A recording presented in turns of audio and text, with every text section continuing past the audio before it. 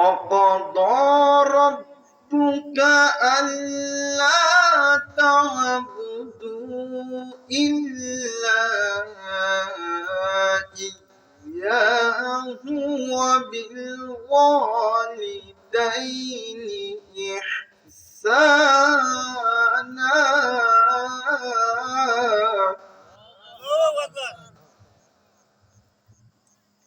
إما يبلغن عندك الكبر أحدهما أو كلاهما فلا تقل لهما أف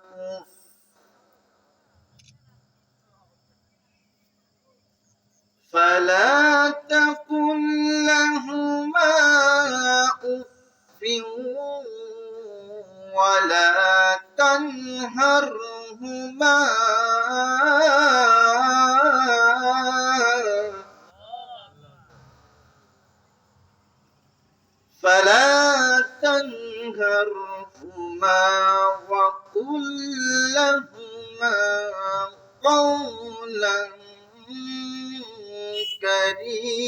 كريما واخفض لهما جناح الذل من الرحمة وقل رب ارحمهما كما ربياني صغيرا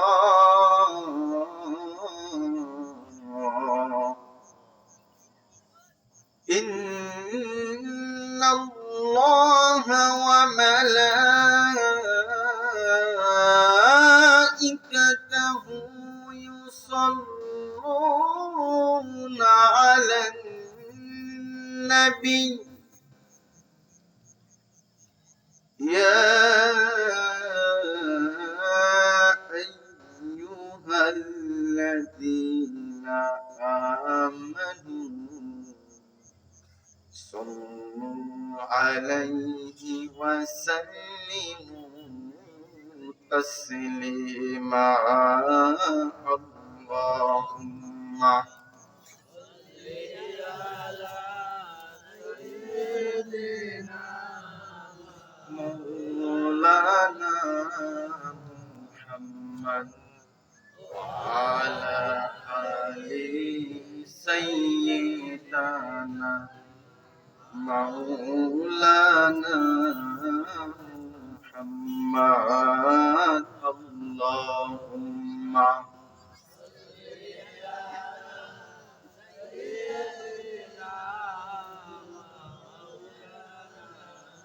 রসুল আমার ভালোবাসা রসুল আমার আলো আশা রসুল আমার প্রেম বিরহের মূল আলোচনা রসুল আমার কাজে কর্মে অনুপ্রেরণা আল্লাহুম্মা সাল্লি আলা মাওলানা মুহাম্মদ আলা আলি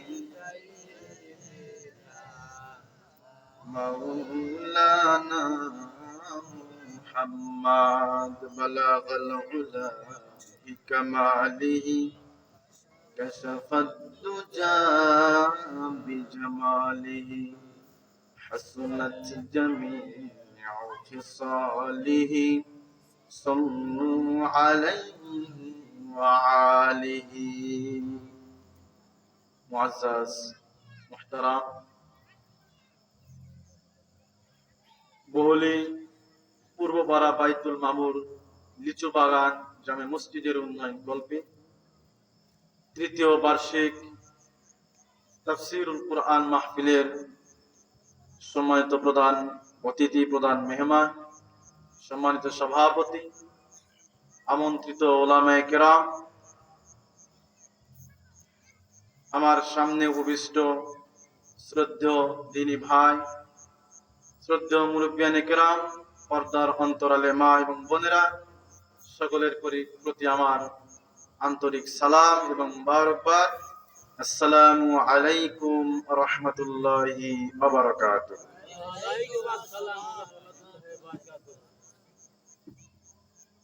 গত বছর এখানে মাহফিল করেছিলাম। লোক সংখ্যা সম্ভবত এর থেকে একটু কিছু বেশি ছিল, যতটুকু আমার মনে পড়ে। এই যে কোরআনের আয়োজন, কোরআনের মাহফিল, এটি কত বড় আমাদের জন্য নিয়ামত, আমাদের জন্য রহমত, আমাদের জন্য মহান আল্লাহ পক্ষ থেকে পুরস্কার।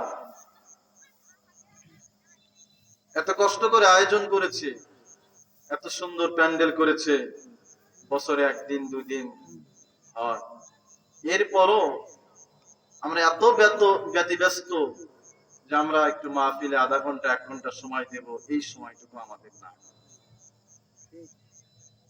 এটা আসলে আমাদের জন্য জাতি হিসেবে অত্যন্ত দুর্ভাগ্যের, অত্যন্ত পরিতাপের বিষয়।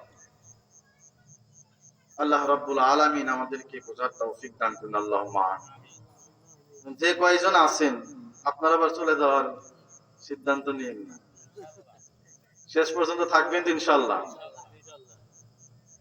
আল্লাহ পাক আমাদের সকলকে কবুল করুন, বলেন আল্লাহুম্মা আমিন। আমরা একটু আল্লাহ পাকের জিকির করি। সুবহানাল্লাহ, আলহামদুলিল্লাহ, লা ইলাহা ইল্লাল্লাহ। সুবহানাল্লাহ, আলহামদুলিল্লাহ, লা ইলাহা ইল্লাল্লাহ, লা ইলাহা ইল্লাল্লাহ। আল্লাহ নামের জিকির করে যারা, আল্লাহর কাছে প্রিয় তারা। আল্লাহ নামের জিকির করে যারা, আল্লাহর কাছে প্রিয় তারা। আল্লাহর কাছে প্রিয় যারা, জান্নাতে প্রবেশ করবে তারা। লা ইলাহা ইল্লাল্লাহ, জোরে আওয়াজ দিয়ে, লা ইলাহা ইল্লাল্লাহ, লা ইলাহা ইল্লাল্লাহ, লা ইলাহা ইল্লাল্লাহ, মুহাম্মাদুর রাসূলুল্লাহ সাল্লাল্লাহু আলাইহি ওয়াসাল্লাম। সম্মানিত উপস্থিতি, প্রিয় ভাইরা আমার, আমরা যারা এখানে বসে আছি, আমাদের কি ক্ষতি হচ্ছে না লাভ হচ্ছে? অবশ্যই আমাদের লাভ হচ্ছে। কি লাভ? আল্লাহ রাব্বুল আলামিন এই মাহফিল, এই মজলিসের, এই বৈঠকের কত মর্যাদা দিয়েছেন, কত গুরুত্ব দিয়েছেন। অথচ আমরা, আমাদেরকে যিনি সৃষ্টি করেছেন, আমাদেরকে যিনি আহার করান, আমাদেরকে যিনি রিজিক দেন, আমাদেরকে যিনি লালন পালন করেন, তিনি আমাদের কত মর্যাদা দিয়েছেন, কত গুরুত্ব দেন। অথচ আমরা মানুষ হয়ে আমরা এই মাহফিল, এই মজলিসের মর্যাদা দিতে পারি না। সম্মানিত উপস্থিতি,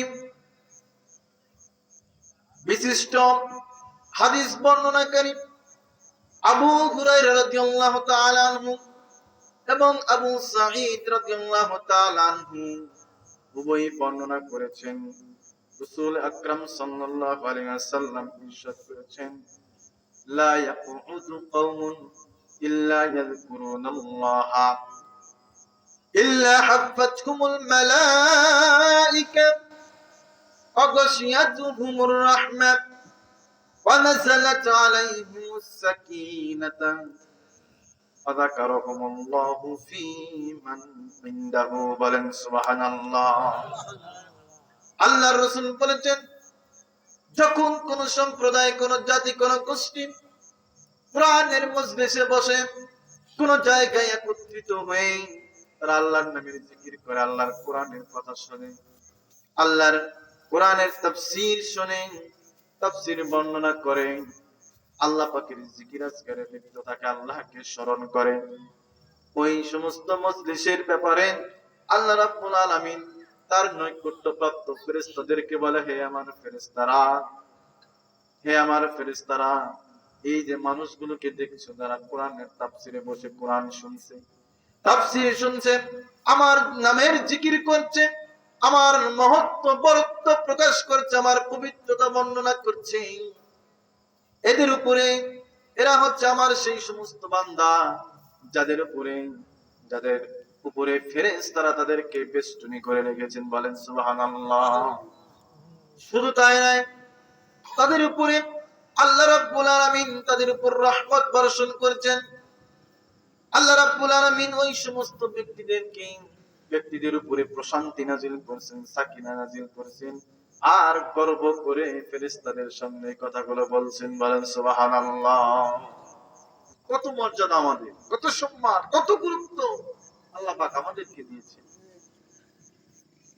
সম্মানিত হাজিরিন, এটা কিসের জন্য? এটা হচ্ছে এই কোরআনের জন্য। কিসের জন্য বলেন তো? এই যে কোরআনুল কারীম, এই কোরআনের মর্যাদা এত বেশি, এত বেশি, যা বলে শেষ করা যাবে। এই যে কোরআনের কি থাকে? রেহাল থাকে। রেহাল থাকে না? রেহাল কত দামি!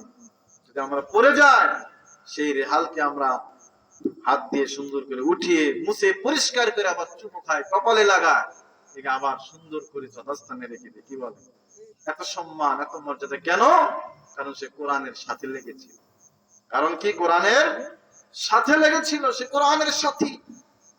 আবার কোরআনটাকে যে আমরা গিলাফ দিয়ে যে আমরা ঢেকে রাখি, সেই কাপড়টুকু যদি ছিঁড়েও যায়, সেটা দিয়ে কিন্তু আমরা খারাপ কিছু করি না, বা যেখানে সেখানে ফেলে দেই না, সেটাকে আমরা অত্যন্ত সম্মানের সাথে, মর্যাদার সাথে আমরা গুরুত্বপূর্ণ জায়গায় সেটাকে সম্মান করে সযত্নে সেটাকে আমরা রেখে দিই। কথা বলেন ঠিক কিনা?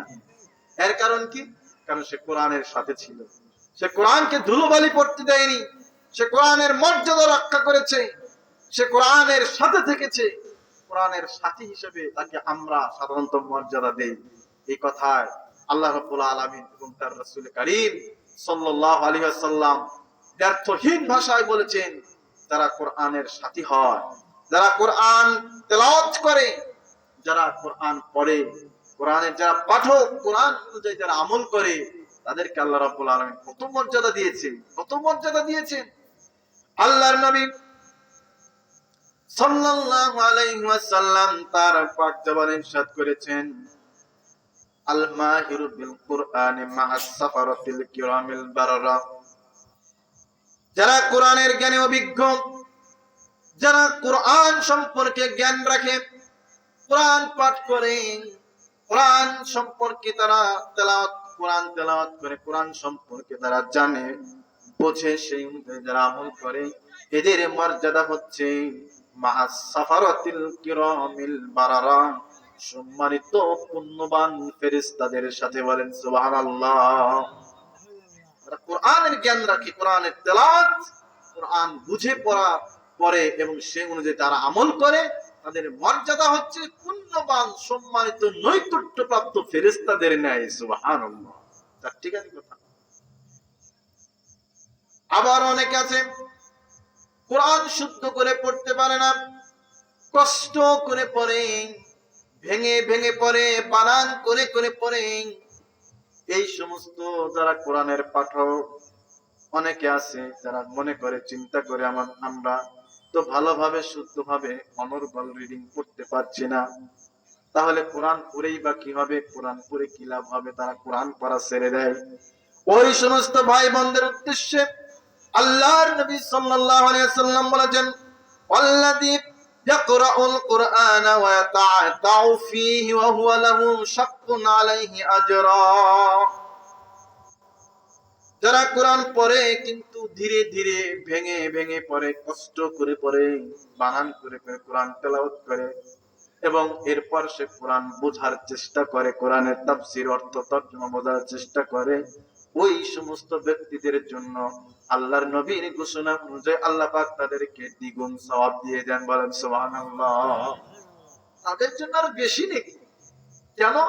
কারণ তাদের পড়তে কষ্ট হচ্ছে, এরপরেও সে পড়া বাদ দিচ্ছে না, সে পড়ার উপরেই আছে, সে পড়ার চেষ্টা করে এবং বোঝার চেষ্টা করে, সেই অনুযায়ী তার জীবনটা, পরিবার, সমাজ, রাষ্ট্র পরিচালনার চেষ্টা করে। এই চেষ্টার জন্য, কষ্টের জন্য আল্লাহ পাক তাকে মানে 1 গুণ সওয়াব দেবেন। আর সে যে পড়লো, এই পড়ার কারণে তাকে আরেক গুণ সওয়াব। সে কয় গুণ সওয়াব পাবে বলেন তো? দ্বিগুণ সওয়াবের অধিকারী হবে। সুবহানাল্লাহ।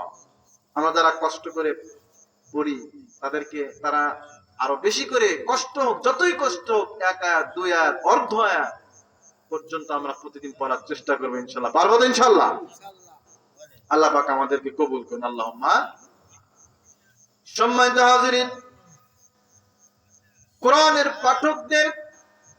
কোরআনের পাঠকদের শুধু এতটুকুই মর্যাদা নয়, আল্লাহর নবী সাল্লাল্লাহু আলাইহি ওয়াসাল্লাম কোরআন পাঠকারীদের, কোরআন তেলাওয়াতকারীদের, কোরআন অনুযায়ী জীবন যাপনকারীদের আরো কত মর্যাদা দিয়েছেন, কত ফজিলত বর্ণনা করেছেন। এক হাদিস আল্লাহর নবী সাল্লাল্লাহু আলাইহি ওয়াসাল্লাম বলেছেন, যারা কোরআন তেলাওয়াত করে, কোরআনের যারা পাঠক, আল্লাযীনা ইয়াকরাউনাল কুরআনা ওয়াল কুরআনু, যারা কোরআনের পাঠক, ওয়াল কুরআনু শাফিআন লিআসহাবিহি, কাল কিয়ামতের মাঠে কঠিন সময়ে এই কোরআন মাজিদ ওই কোরআনের পাঠকের জন্য, কোরআন তেলাওয়াতকারীর জন্য আল্লাহর দরবারে সুপারিশ করবেন। সুবহানাল্লাহ। এই কোরআন আমার আপনার জন্য সুপারিশ করবে। কি সুপারিশ? হ্যাঁ আল্লাহ, এ তো রাত জেগে জেগে কোরআন তেলাওয়াত করতো, তাহাজ্জুদের নামাজে দাঁড়িয়ে সে কোরআন তেলাওয়াত করতো, তার ঘুমের ব্যাঘাত ঘটতো, তারপরও সে আমাকে ছাড়ে নাই, আমাকে তেলাওয়াত করেই অনবরত সে কোরআন তেলাওয়াত করছে, কোরআনের অর্থ বোঝার চেষ্টা করেছে, কোরআন অনুযায়ী আমল করার চেষ্টা করেছে। সুতরাং এই ব্যক্তি যত পাপী থাকুক না কেন, হ্যাঁ আল্লাহ, আপনি তাকে জাহান্নামে দিয়েন। আল্লাহ পাক বললেন, ঠিক আছে, তুমি কোরআন যেহেতু ওই ব্যক্তির পক্ষে সুপারিশ করলে, সুতরাং তার সুপারিশ কি করা হবে বলেন তো? কবুল করা হবে। সম্মানিত হাজিরিন, পক্ষান্তরে যারা কোরআন পড়বে না, কোরআন যারা তেলাওয়াত করবে না, কোরআন অনুযায়ী যারা জীবন পরিচালনার ধ্যান চিন্তা ভাবনা যারা করবে না, ওই ব্যক্তিদের জন্য কঠিন হুঁশিয়ারি আল্লাহর নবী সাল্লাল্লাহু আলাইহি ওয়াসাল্লাম বলেছেন। আল্লাহর নবী সাল্লাল্লাহু আলাইহি ওয়াসাল্লাম বলেছেন, আল কুরআনু হুজ্জাতুল লাকা ওয়া আলাইক, এই কোরআন কাল কিয়ামতের মাঠে তোমার পক্ষে সুপারিশ করবে, তোমার পক্ষে দলিল প্রমাণ সাক্ষী দেবে, অথবা অবশ্যই তোমার বিপক্ষে সাক্ষী দেবে। বলেন তো ভাইরা, কোরআন যদি আমার পক্ষে সাক্ষী দেয়, কোরআন যদি আমার পক্ষে সুপারিশ করে আল্লাহর কাছে, তাহলে আমার ঠিকানা কোথায় হবে? জান্নাত। বলেন সুবহানাল্লাহ। আর এই কোরআন যদি আমার বিপক্ষে সাক্ষী দেয়, এই কোরআন যদি আমার বিপক্ষে সাক্ষী দেয়, যদি আল্লাহকে বলে, হায় আল্লাহ, এই ব্যক্তির 50, 60 বছর, 80 বছর, 100 বছর হায়াত দিয়েছিলে তুমি, এই ব্যক্তি কোরআন শেখার চেষ্টা করে নাই, কোরআন তেলাওয়াত করার চেষ্টা করে নাই, কোরআন নিজের জীবনে বাস্তবায়নের চেষ্টা করে নাই, তার পরিবারে কোরআনের কোন তেলাওয়াত চলতো না, সুতরাং এই ব্যক্তিকে আপনি জাহান্নামে দিয়ে দিন। এই সুপারিশ যদি করে, বিপক্ষে যদি সুপারিশ করে, তাহলে তার অন্যান্য যতই ইবাদত থাকুক না কেন, তার জান্নাতে যাওয়া সম্ভব। তাহলে কোরআনের গুরুত্ব তো আমরা বুঝতে পারলাম। এই দুনিয়াতে কত নবী রাসূল আল্লাহ পাক প্রেরণ করেছিলেন, তাদের প্রত্যেকের মুজিজা স্বরূপ তাদেরকে কিতাব দেওয়া হয়েছিল, তাওরাত, জাবুর, ইনজিল। প্রত্যেক নবী রাসূল দুনিয়া থেকে বিদায় নিয়েছে, ইন্তেকাল করেছে, সাথে সাথে তাদের কিতাবের যে বিধিবিধান, তেলাওয়াত সবকিছু বাতিল হয়ে গেছে। শুধুমাত্র আমাদের প্রিয় নবীজি সাল্লাল্লাহু আলাইহি ওয়াসাল্লামের উপর যে জীবন্ত মুজিজা, পবিত্র কোরআনুল কারীম আল্লাহ পাক নাযিল করেছেন। আমাদের নবী সাল্লাল্লাহু আলাইহি ওয়াসাল্লাম ইন্তিকাল করেছেন, তিনি তার রওজা মোবারকে শুয়ে আছেন, কিন্তু যতদিন পর্যন্ত কিয়ামত সংঘটিত হবে না ততদিন আল্লাহর নবীর এই জীবন্ত মুজিজা আল্লাহ পাকের কোরআনুল কারীম ততদিন পর্যন্ত মুজিজা স্বরূপ, মানুষের হেদায়েতের দিশারি স্বরূপ, একমাত্র মুক্তির সনদ স্বরূপ এই উম্মতের মাঝে এই পৃথিবীতে থেকে যাবে। বলেন সুবহানাল্লাহ। এটাকে পরিবর্তন করা, পরিবর্ধন করা, সংযোজন বিয়োজন করার সাহস, কোন হিম্মত, কোন শক্তি, কোন সামর্থ্য এই পৃথিবীর কারণে আর। বলেন সুবহানাল্লাহ। আল্লাহ পাক সূরা হিজর, সূরাতুল হিজরের ভিতরে আল্লাহ পাক বলেন, ইন্না নাহনু নাযালনা যিকরা ওয়া ইন্না লাহু লাহাফিজুন।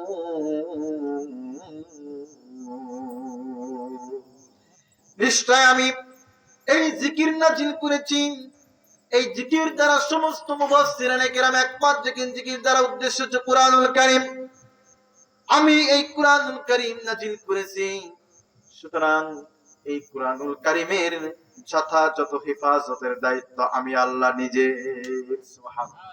আল্লাহ যেহেতু কোরআনের হেফাজতের দায়িত্ব নিয়েছেন, সুতরাং এই কোরআনের ভিতরে কোনো অসঙ্গতি পাওয়া অথবা কোরআনকে বিকৃত করার, কোরআনকে আপনার নিঃশেষ করে দেওয়া, সংযোজন বিয়োজন করার কোন হিম্মত, কোন শক্তি, সামর্থ্য, সাহস আর দুনিয়ার কারো থাকতে পারে কারো পারে। সম্মানিত হাজিরিন, আচ্ছা বলেন তো, সেই আল্লাহ, সেই রব এখনো আমাদের মাঝে আছে না নাই? তিনি যদি আমাদের দায়িত্ব নিয়ে নেন, আমাদের যদি জিম্মাদারি নিয়ে নেন, তাহলে আমাদের কি কোনো ক্ষয় হবে? আমাদের কি কোনো পরাজয় হবে? আমাদের কি লস হবে? লোকসান বা ক্ষতি হওয়ার কোনো সম্ভাবনা থাকবে? কখনো না। এই বিশ্বাস আমাদের অন্তরে বদ্ধমূল করতে হবে, দৃঢ় করতে হবে যে আল্লাহ যদি আমার জিম্মাদারি নিয়ে নেন, তাহলে আমার আর কিসের ভয়, আমার আর কিসের সংকট, আমার আর কিসের লজ্জা, আমার আর কিসের হতাশা? কোন হতাশা নেই, কোন সংকোচ নেই, কোন দ্বিধা নেই যে আল্লাহ রাব্বুল আলামিন আমাকে ক্ষমা করে জান্নাত দান করবেন। সুবহানাল্লাহ। সেই কথায় আল্লাহর নবী সাল্লাল্লাহু আলাইহি ওয়াসাল্লাম তার পাক জবানে হাদিস ইরশাদ করেছেন, যে ব্যক্তি 5 ওয়াক্ত সালাত আদায় করবে, তারা কি করবে? 5 ওয়াক্ত যারা সালাত আদায় করবে, তাদের জান, মাল এবং ঈমানের দায়িত্ব আল্লাহ রাব্বুল আলামিন নিয়ে নেন। বলেন সুবহানাল্লাহ। ফাহুয়া জিম্মাতুল্লাহ ওয়া জিম্মাতু রাসূলি, শুধু আল্লাহ নয়, তার জিম্মাদারির দায়িত্ব আল্লাহর নবীও নিয়ে নেন। সুবহানাল্লাহ। আর যারা সালাত আদায় করে না, মসজিদ বানিয়েছেন, এই যে আপনাদের এখানে মসজিদ দেখা যাচ্ছে, ছোট্ট মসজিদ, টিনের ঘর, আল্লাহ যদি কবুল করেন, আপনাদের প্রচেষ্টায় একদিন বিশাল বড় মসজিদ হয়ে যাবে, ছাদ হয়ে যাবে, 1 তলা, 2 তলা, 3 তলা হয়ে যেতে পারে, অসম্ভবের কিছু নয়। কিন্তু মুসল্লিদের কি অবস্থা? ফজরের সময় 2 জন, 5 জন, 7 জন, এর বেশি হয় না। তাহলে যারা আল্লাহর নবীর ভাষ্য অনুযায়ী যারা সালাত আদায় করে না, যারা 5 ওয়াক্ত নামাজ পড়ে না, এদের প্রতি আল্লাহ এবং তার রাসূলের কোনো দায় দায়িত্ব থাকে না।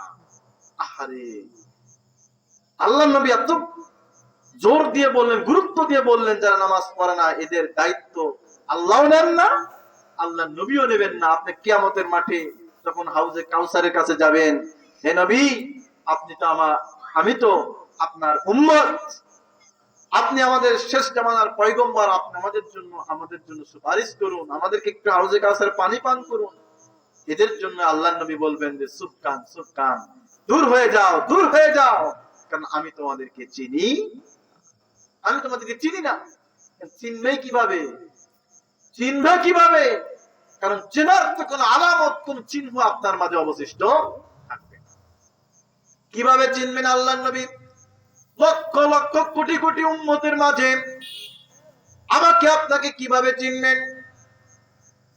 আল্লাহর নবী সাল্লাল্লাহু আলাইহি ওয়াসাল্লাম হাদিস শরীফ ইরশাদ করেছেন, 5 ওয়াক্ত যে ব্যক্তি সালাতের জন্য ওযু করবে, যে বা যারা 5 ওয়াক্ত সালাতের জন্য নামাজের জন্য ওযু করবে, কাল কিয়ামতের মাঠে এই ওযুর অঙ্গগুলি চকচক করতে থাকবে, উজ্জ্বল হয়ে যাবে।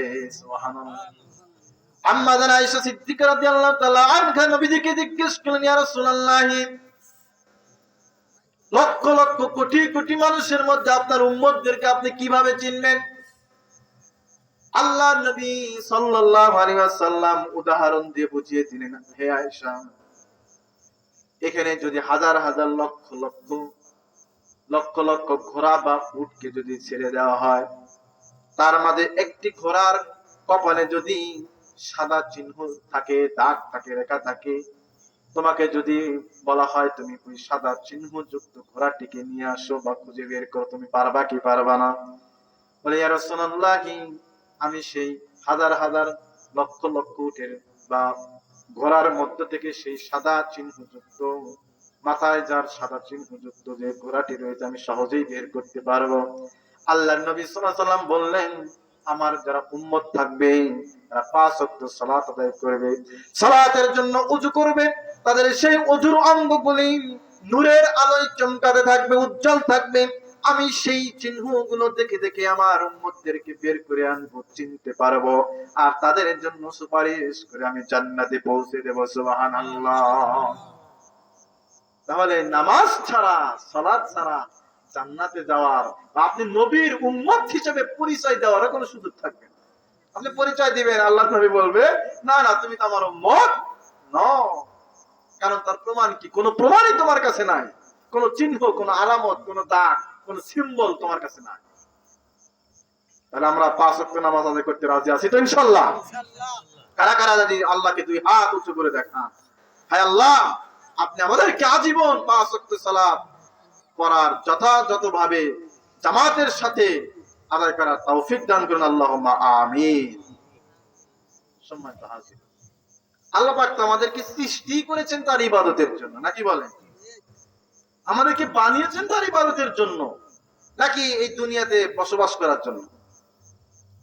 দুনিয়াতে আমোদ আহ্লাদ ফুর্তি করার জন্য, ভোগ বিলাসিতা, গাড়ি বাড়ি ইত্যাদি করার জন্য না।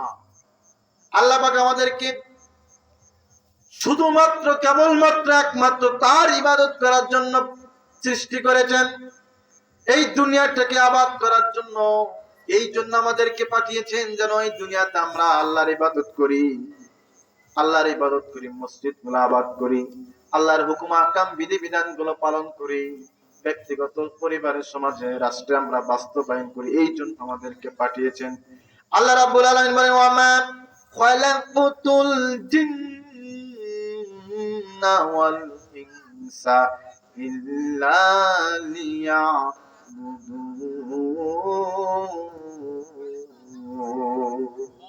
আমি মানুষ জিন জাতিকে একমাত্র শুধুমাত্র আমারই গোলামি করার জন্য সৃষ্টি করেছি, অন্য কোন উদ্দেশ্য নিয়ে আমি তাদেরকে সৃষ্টি করি নাই। সম্মানিত উপস্থিতি, প্রিয় ভাইরা আমার, আমি শুরুতেই সূরাতুল পবিত্র কুরআনুল কারীমের 15তম পারা, কততম পারা? 15তম পারার 17 নম্বর সূরা বানী ইসরাইল। কি সূরা? সূরার নাম হচ্ছে সূরা বানী ইসরাইল। এই সূরার আরেকটি নাম হচ্ছে সূরাতুল ইসরা। সূরার আরেকটি নাম কি? ইসরা। ইসরা শব্দের অর্থ হচ্ছে নৈশ ভ্রমণ, রাত্রিকালীন ভ্রমণকে বলা হয় ইসরা।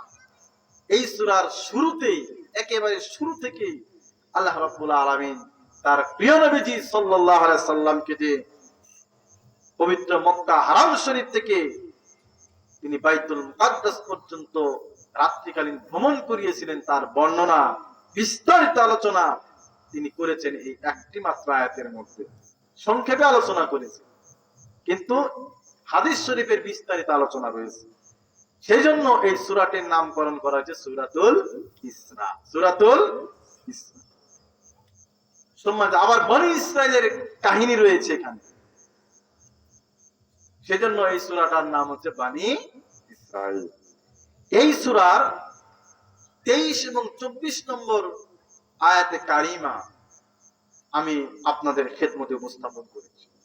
এই আয়াতে কারিমার আলোকেই আমি বাকি আলোচনাটা শেষ করব ইনশাআল্লাহ। আমা তৌফিক ইল্লা বিল্লাহ। সম্মানিত হাজিরিন, আল্লাহ রাব্বুল আলামিন পবিত্র কোরআনের 17 নম্বর সূরা বনী ইসরাঈলের 23 নম্বর আয়াত আল্লাহ রাব্বুল আলামিন বলেন, আকাদা রাব্বুকা আল্লা তা'বুদু ইল্লা ইয়্যাহু ওয়া বিল ওয়ালিদাইনি ইহসানা। আল্লাহ রাব্বুল আলামিন বলেন, তোমার রব, হ্যাঁ নবী, তোমার রব, তোমার প্রতিপালক তোমাকে আদেশ দিয়েছেন, তোমাকে নির্দেশ দিয়েছেন, সিদ্ধান্ত দিয়েছেন যে ইবাদত হবে একমাত্র আল্লাহ। আল্লাহ তা'বুদু ইল্লা ইয়াহু, তিনি ছাড়া, এই তোমার রব ছাড়া, আল্লাহকে ছাড়া অন্য কারো ইবাদত, উপাসনা, গোলামি করা যাবে। সুতরাং ইবাদত হতে হবে আল্লাহ, উপাসনা হবে আল্লাহ, অন্য কারো ইবাদত চলবে না। অন্য কারো উপাসনা, অন্য কারো নামে মানত করা, অন্য কারো নামে কসম করা, অন্য কারো কাউকে সাজদা করা, অন্য কারো নামে দান সাদাকা করা, সবগুলোই হচ্ছে শিরক। সবগুলো কি? শিরক। এরপরেই যে আল্লাহ পাক গুরুত্বপূর্ণ নসিহত করলেন, সিদ্ধান্ত দিলেন, আদেশ দিলেন, সেটি হচ্ছে অবিল ওয়ালিদাইনি ইহসানা, তুমি তোমার পিতামাতার সাথে সৎ ব্যবহার করো। কি ব্যবহার করো? সৎ। আহা, আমাদের সমাজের অধিকাংশ মানুষ, বেশিরভাগ মানুষ, তারা এই পিতামাতার সাথে সৎ ব্যবহার করে, 5 ওয়াক্ত নামাজ পড়ে, সত্য কথা বলে, দান সাদাকা করে, রমাদানের রোজা রাখে, মানুষের সাথে অত্যন্ত ভালো ব্যবহার করে। এরকম মানুষও তার বাবা মার সাথে খারাপ ব্যবহার করে, আছে না নাই? খারাপ ব্যবহার করে, বাপ মার সাথে কঠিন ভাষায় তাদেরকে কষ্ট দেয়।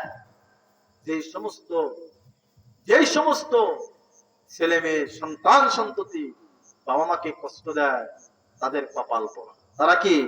কপাল পোড়া। তাদের কপালে বদনসিব, তাদের জন্য কঠিন শাস্তির অপেক্ষা করতেছে। সম্মানিত হাজিরিন, পবিত্র কোরআনের বর্ণনা ভঙ্গি এতটাই চমৎকার। পবিত্র কোরআনের বেশ কিছু আয়াতে কারিমায়, বেশ কিছু সূরায় আল্লাহ রাব্বুল আলামিন নিজের ইবাদতের পরে পিতামাতার প্রতি সদ্ব্যবহার করা, তাদের আদেশ নিষেধ মেনে চলা, তাদেরকে কষ্ট না দেওয়া, তাদের আনুগত্য করার ব্যাপারে আল্লাহ পাক বলেছেন। এটা ফরজ করে দিয়েছেন বান্দার উপর। বলেন না সুবহানাল্লাহ। আল্লাহ রাব্বুল আলামিন একই কথাই সূরাতুল লুকমানের ভিতরে বলেছেন।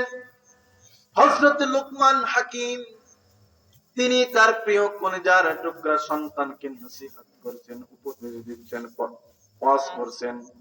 এই ওয়াজের মাঝে লুকমান হাকিম তার ছেলেকে উপদেশ দিচ্ছেন, ইয়া বুনাইয়া লা তুশরিক বিল্লাহ ইন্নাশ শিরকা লাযুলমুন আযীম। হে আমার কলিজার টুকরা সন্তান, হে আমার প্রিয় বৎস, লা তুশরিক বিল্লাহ, তোমার জীবন চলে যাবে, তোমার সব কিছু চলে যাবে, ধ্বংস হয়ে যাবে, কিন্তু ক্ষণিকের জন্য হলেও আল্লাহর সাথে কাউকে শরীক করবে না, আল্লাহর সাথে কাউকে অংশীদার সাব্যস্ত করবে না। এই কথাটি আল্লাহ পাক কোরআনের অন্য জায়গায় বলেছেন, হাদিসে আল্লাহ বলেছেন, লাউ ইন হুররিকতা আও কুতিলতা, যদিও তোমাকে হত্যা করা হয়, যদিও তোমাকে নিহত করা হয়, যদিও তোমাকে শহীদ করে দেওয়া হয়, যদিও তোমাকে আগুনের ভিতরে নিক্ষেপ করা হয়, তবুও যেন তোমার ঈমান চলে না যায়, তুমি যেন শিরক না করো। এই ব্যাপারে আল্লাহ রাব্বুল আলামিন এবং আল্লাহর নবীর ব্যর্থহীন ভাষায় আমাদেরকে বলেছেন। এরপর লোকমান হাকিম আল্লাহ পাকের সাথে শিরক না করার ব্যাপারে তার প্রিয় ছেলেকে, বচ্চকে ওয়াজ করেছেন, নসিহত করেছেন, উপদেশ দিয়েছেন। এরপরে যে উপদেশটা তিনি তার কলিজার টুকরা সন্তানকে দিয়েছেন, হে আমার কলিজার টুকরা সন্তান, প্রিয় বৎস, আওয়াসাইনাল ইনসানা বিওয়ালিদাইহি হামালাতহু উম্মুহু ওয়াহনান আলা ওয়াহনিন ওয়া ফিসালুহু ফি আমাইন। লোকমান হাকিম বলতেছেন, আল্লাহ পাক কোট করেছেন, তার সন্তানকে বলছে ওয়াসাইনাল ইনসানা বিওয়ালিদাইহি, আমরা মানুষকে ওসিয়ত করেছি, নসিহত করেছি যে তার পিতামাতার ব্যাপারে। ওয়াসাইনাল ইনসানা বিওয়ালিদাইহি হামালাতহু উম্মুহু, তার মা তাকে গর্ভে ধারণ করেছে, তার মা তাকে পেটে ধারণ করেছে। হামালাতহু উম্মুহু ওয়াহনান আলা ওয়াহনিন, কষ্টের পর কষ্ট সহ্য করেছে। আফিসালুহু ফি আমাইন, কষ্ট করে দুধ ছাড়িয়েছে 2 বছরে। কয় বছরে? পূর্ণ 2 বছর দুধ পান করিয়েছে। এটা কেমন কষ্ট যে মা তার গর্ভে সন্তান ধারণ করেছে, সন্তানকে প্রসব করেছে, সেই মা বোঝে কত কষ্ট, সেই মা বোঝে সন্তান ধারণের কত কষ্ট, সন্তান ডেলিভারির কত কষ্ট, দুধ খাওয়ানো কত কষ্ট, সন্তানকে পাক পবিত্র করে দেওয়া, পরিষ্কার পরিচ্ছন্নতা করে দেওয়া, তাদেরকে ভালো রাখা, সুস্থ রাখার জন্য বাবা মা কত কষ্ট করে। মা যখন পেটে আসে, সন্তান যখন মায়ের পেটে আসে, মা ঠিকঠাক মতো খানাটাও খেতে পারে না, অসুস্থ হয়ে যায়, বিভিন্ন সমস্যা দেখা দেয়, ডাক্তারের কাছে যায়, চিকিৎসা গ্রহণ করে, এরপরেও সে সুস্থতা অনুভব করে না। না খেয়ে খেয়ে তার শরীরটা আরো বেশি অসুস্থ হয়ে যায়, জোরপূর্বক কিছু খেলেও আবার বমি করে ফেলে দেয়, ঠিক না? বমি করে ফেলে দেয়, খাবার তার পেটে হজম হয় না, যেই মুখ দিয়ে প্রবেশ করায় সেই মুখ দিয়ে আবার বের হয়ে যায়। সন্তান পেটের ভিতরে একটু একটু করে বড় হতে থাকে, মায়ের আনন্দ, এত কষ্টের পরেও মায়ের আনন্দ লাগে যে আমার কলিজার টুকরা নারী সেরা ধন আসবে, বড় হচ্ছে, সে গুতা দিচ্ছে, সে লাফালাফি করে পেটের ভিতরে। মা অনেক কষ্ট পায়, অনেক কষ্ট পায়। মা যখন ঘুমিয়ে থাকে, এই সন্তান যখন তার পা দ্বারা হাত দ্বারা গুতা দেয়, লাথি দেয়, মা অত্যন্ত কষ্ট পায়, চিৎকার করে ওঠে, ঘুম ভেঙে যায়। সেই মা শুধু একমাত্র আল্লাহকে ডাকে। কাকে ডাকে? আল্লাহকে ডাকে। হায় আল্লাহ, কখনো সে এই সন্তানের বিরুদ্ধে অভিযোগ দেয় না, কখনো সে সন্তানের অমঙ্গল কামনা করে না, সে সব সময় তারপরেও সে সন্তানের জন্য দোয়া করে, সব সময় সন্তানের জন্য দোয়া করে, হায় আল্লাহ আমার সন্তানরা যেন সুস্থ থাকে, ভালো থাকে। হায় আল্লাহ, তুমি পরিপূর্ণ সন্তান, সুস্থ সবল একটি সন্তান আপনি আমাকে দান করো। সম্মানিত ভাইরা, ডেলিভারির সময় যখন এসে যায়, সন্তান প্রসবের বেদনা যখন শুরু হয়ে যায়, প্রিয় স্বামীর 2খানা হাত ধরে বলে, পা 2টা জড়িয়ে ধরে, প্রিয় স্বামী গো, শুনেছি মা খালাদের কাছ থেকে, পাশের বাড়ির ভাবিদের কাছ থেকে শুনেছি ডেলিভারির যন্ত্রণা কত কষ্ট। আমার প্রিয় স্বামী, না জানি আমার মৃত্যু হয়ে যায়, তোমার সাথে আমার বিবাহ হয়েছে, আমি স্বামীর যথাযথ মর্যাদা দিতে পারি নাই, তোমার হক আমি ঠিকঠাক মতো আদায় করতে পারি নাই, আমি যদি মারা যাই তাহলে আমার এই সন্তানকে তুমি ভালোবেসে, স্নেহ দিয়ে, আদর মমতা দিয়ে সুশিক্ষায় শিক্ষিত করে বড় করবে। আমি জানি না আমি বেঁচে থাকবো কিনা, আমি আমার সন্তানের চেহারাটা আমি দেখতে পাবো কিনা। মায়ের কাছ থেকে এমনি ভাবে সে তার মায়ের কাছ থেকে বিদায় নিয়ে নেয়, তার বাবার কাছ থেকে বিদায় নিয়ে নেয়, শ্বশুর শাশুড়ি আত্মীয় স্বজন ভাই ব্রাদার বোন সকলের কাছ থেকে সে বিদায় নিয়ে নেয়, যে না জানি সে জীবিত থাকবে কিনা। প্রিয় ভাইরা আমার, খুব মনোযোগ দিয়ে শুনতে হবে, বুঝতে হবে, এই মা আপনাকে আমাকে 10 মাস গর্ভে ধারণ করে নিজে মৃত্যুর ঝুঁকি নিয়ে জীবনের মায়া, সম্পদের মায়া, অর্থের মায়া ত্যাগ করে যেই সন্তানকে ওই মা ভূমিষ্ঠ করল, প্রসব করলো, এত কষ্ট দেওয়ার পরেও সন্তানকে যখন সে কোলে নেয়, সে চুমু খায়, এই সমস্ত ব্যথা যন্ত্রণা কষ্ট সে সাথে সাথে ভুলে যায়। বলেন সুবহানাল্লাহ। এই মাকে আমরা কিভাবে কষ্ট দিই, এই মার কিভাবে অবাধ্য হয়, এই মাকে কিভাবে আমরা গালি দেই, এই বাবার কিভাবে আমরা অবাধ্য হই। এই মা, যেই বাবা এত কষ্ট করলেন, এত কষ্ট স্বীকার করলেন সন্তানের জন্য, সেই বাবা মার কিভাবে আমরা অবাধ্য হই, তাদেরকে আমরা কিভাবে ভরণ পোষণ না করে, কিভাবে তাদেরকে খাওয়া দাওয়া, তার চিকিৎসার ব্যয়ভার আমরা বহন করি না, কিভাবে তাদেরকে কষ্টে রাখতে পারি, আমাকে আপনাকে আবার চিন্তা ভাবনা করা উচিত। কথা বলেন ঠিক কিনা? চিন্তা ভাবনা করা উচিত। আমরা যারা সন্তানের বাবা হই নাই, তারা এত কষ্ট আমরা বুঝতে পারবো। সেই জন্য আল্লাহ রাব্বুল আলামিন, ইবাদত হবে একচ্ছত্র মহান রবের আল্লাহর, তারপরে আল্লাহ পাক পিতামাতার সাথে সৎ ব্যবহার করা, উত্তম আচরণ করা, ভালো ব্যবহার করার প্রতি অর্ডার করেছেন।